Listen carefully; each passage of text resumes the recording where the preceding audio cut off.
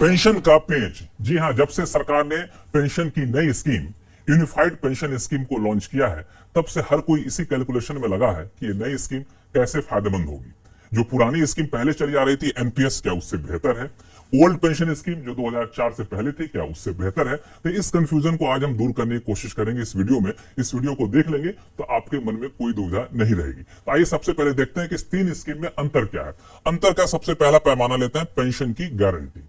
जी हां, जिस पेंशन की गारंटी की बात की जा रही थी, मांग की जा रही थी, सरकार ने उस पेंशन की गारंटी देने का ऐलान कर दिया है यूनिफाइड पेंशन स्कीम के तहत। इसमें यह कहा गया है नई स्कीम में कि आपको कम से कम 50% तो पेंशन मिलेगी, 50% से ज्यादा भी मिल सकती है। लेकिन 50% किस चीज का? तो 50% आपको आपकी जो बेसिक सैलरी रही है, औसत मासिक बेसिक सैलरी, यानी जिस दिन आप रिटायर कर रहे हैं उससे पिछले के 12 महीने में आपको जितना सैलरी मिली है उसका बेसिक सैलरी का औसत निकाला जाएगा और उस औसत मासिक बेसिक सैलरी का कम से कम 50% आपको पेंशन मिलेगा। इस बात की गारंटी नई स्कीम के तहत होगी। कम से कम बोल रहा हूं, अगर शेयर मार्केट की हालत ज्यादा अच्छी रही, रिटर्न बेहतर हुआ, तो ये पेंशन की रकम बढ़ सकती है। लेकिन शर्त है कि कम से कम 25 साल की नौकरी आपकी होनी चाहिए। अब आप पूछेंगे 25 साल से कम है तो क्या होगा? तो 25 साल से कम है तो 10 साल तक की नौकरी अगर है, 25 साल जितना कम होगा उसी हिसाब में ये 50% वाली रकम जो है वो उसी गारंटी कम होती जाएगी। अब कहें कि इससे पहले क्या था, तो एनपीएस, इसके तहत कोई गारंटी थी ही नहीं पेंशन की गारंटी। हाँ, 2004 से पहले जो ओल्ड ओपीएस थी, ओल्ड पेंशन स्कीम, वहां पे गारंटी थी। हालांकि वो गारंटी अलग थी। गारंटी अलग इस मायने में थी कि वहां पर यह था कि जितना आप आखिरी महीने की सैलरी विड्रॉ कर रहे हैं, ले रहे हैं रिटायर होने से पहले, उसमें बेसिक सैलरी और डीए को दोनों को जोड़ दिया जाए। जो रकम आएगी उसका 50% आपको पेंशन मिलेगी। लेकिन ध्यान दीजिए, यूपीएस में कह रहे हैं मिनिमम पेंशन, यहां कह रहे हैं सिर्फ 50%। यानी ये 50% से ज्यादा भी हो सकता है, लेकिन यहाँ पे 50% से ज्यादा नहीं हो सकता, ये बिल्कुल तय है। वहां पे कम से कम 25 साल की नौकरी होनी चाहिए, यहाँ पे कम से कम 20 साल की नौकरी होनी चाहिए। ये एक अंतर है ओपीएस और यूपीएस में। अब आगे आपको सुलझाते हैं मामला, वो है कंट्रीब्यूशन का। जी हाँ, कंट्रीब्यूशन भी एक बड़ा ही दिलचस्प मामला है।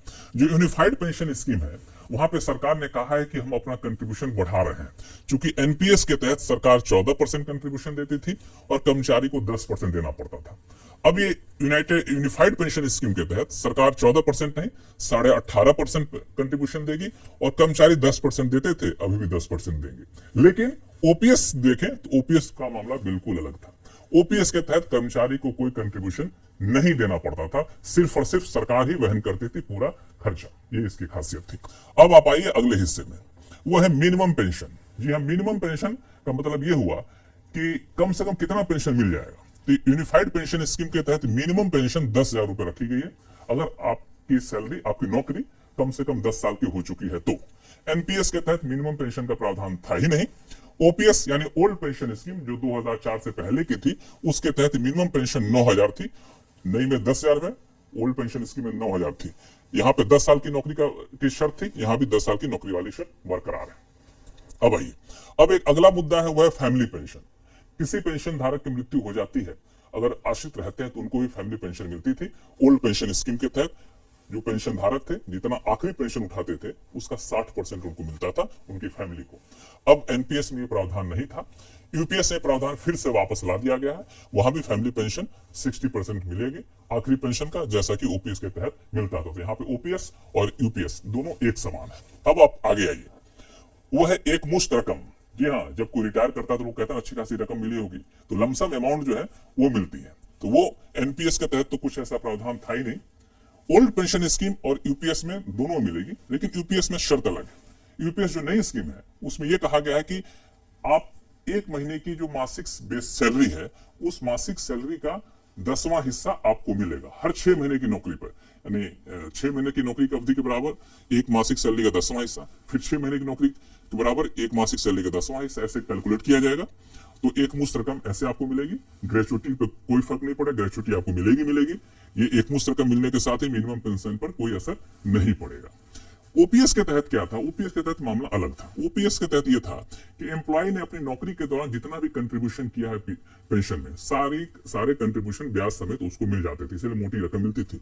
तो एम्प्लॉय के कंट्रीब्यूशन का 100% ओपीएस के तहत एक मुश्त रकम के तौर पर मिल जाती थी। ग्रेचुटी भी मिलती थी और उसमें एक और प्रावधान था ओपीएस में कि एम्प्लॉय चाहे तो अपने 40% यानी 40% तक पेंशन को एनकैश कर सकता था। तो ये एक व्यवस्था यहाँ पे थी। हालांकि अंतर कुछ और है और आपको दिखाते हैं। वो है महंगाई भत्ता। तो ओपीएस यानी ओल्ड पेंशन स्कीम के तहत पेंशन धारकों को भी महंगाई भत्ता मिलती थी। महंगाई भत्ता डियलेंस रिलीफ के तौर पर मिलता था, डीआर। एनपीएस में प्रावधान नहीं था और यूपीएस में डीआर को फिर से वापस ला दिया गया। यानी डीआर के मोर्चे पे ओपीएस और यूपीएस एक समान हो गया। महंगाई बढ़ेगी तो पेंशन की रकम बढ़ जाएगी, ये सुनिश्चित हो गया है। अब आप आइए, आपको दिखाते हैं वीआरएस। बहुत सारे लोग वीआरएस लेते हैं। तो वीआरएस लेने पे क्या होगा? तो जो लोग यूनिफाइड पेंशन स्कीम में आ रहे हैं उनमें यह कहा गया है कि आप वीआरएस ले लीजिए, लेकिन जैसे ही आपकी उम्र 60 साल की हो जाएगी तो आपको इस स्कीम के तहत यानी यूपीएस के तहत पेंशन मिलना शुरू हो जाएगा।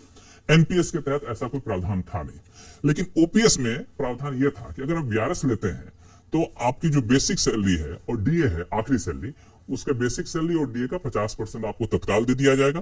कम से कम 25-20 साल की नौकरी आपकी हो गई है तो ये वीआरएस के तहत प्रावधान किया गया था। तो यहाँ भी दोनों में अंतर है, ओपीएस और यूपीएस में, जो अंतर आपको दिखा दिया मैंने। अब आइए कि कई लोग पूछ रहे हैं कि ये यूपीएस किन किन पे लागू होगा। कुछ राज्य सरकार के कर्मचारी है, वो कह रहे हैं कि हम पे लागू होगा क्या।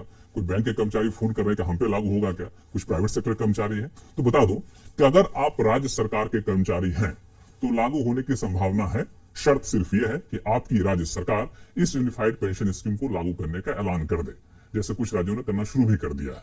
अगर राज्य सरकार चाहती है तो राज्य सरकार के कर्मचारियों पर यूनिफाइड पेंशन स्कीम, नई स्कीम लागू होगी। लेकिन अगर आप सरकारी बैंक में काम करते हैं, अगर आप सरकारी कंपनियों में काम करते हैं, तो यूनिफाइड पेंशन स्कीम हूबहू लागू नहीं होगी, क्योंकि इन लोग संस्थाओं के अपनी अपनी पेंशन स्कीम होती है। अब सवाल उठता है प्राइवेट सेक्टर के कर्मचारी। जी हाँ, प्राइवेट सेक्टर के कर्मचारी हैं तो ये स्कीम आप पे लागू नहीं होगी, बिल्कुल निश्चिंत हो जाइए। अब देखिए इस नई स्कीम की खासियत क्या है, देख लीजिए।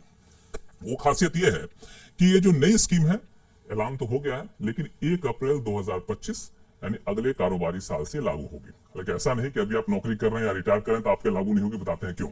ये ऐसा है कि जो लोग एनपीएस में शामिल हो चुके हैं वो भी चाहे तो इस यूनिफाइड पेंशन स्कीम में शामिल हो सकते हैं। उनमें कहीं कोई दिक्कत नहीं है। कब तक शामिल होना, इसकी कोई आखिरी तारीख नहीं। आप चाहे तो आराम से तसल्ली से तुलनात्मक अध्ययन कर लीजिए, इस वीडियो को देखिए, फिर सोचिए, फिर फैसला लीजिए। दूसरा ये कि जो लोग एनपीएस के तहत शामिल हो चुके हैं लेकिन 2004 के बाद शामिल होने के बाद रिटायर भी हो गए कुछ लोग, तो उनके लिए खुशखबरी है कि वो अपने आप को ठगा महसूस ना करें। अगर आप एनपीएस के तहत रिटायर हो चुके हैं तब भी आप नई स्कीम को चुन सकते हैं। शर्त यह है कि नई स्कीम को चुनेंगे तो आपके ऊपर एरियर बनेगा, उस एरियर का भुगतान भी सरकार करेगी। जो पीपीएफ का ब्याज दर है उस ब्याज दर के साथ सरकार भुगतान करेगी। तो आप भी बिल्कुल फायदे में अगर चाहते हैं नई स्कीम आना। तो एक और बात कि रिटायर कर्मचारियों को एरियर के साथ तो मिल ही जाएगा, तो उनको भी नई स्कीम का फायदा यहाँ पे मिल जाएगा। तो मुझे लगता है कि अब कोई कंफ्यूजन आपके मन में नहीं होना चाहिए। तो पेंशन का पूरा पेज जो है मैंने आपके सामने सुलझा दिया है, तो अब कोई दुविधा आपके अंदर रहेगी नहीं।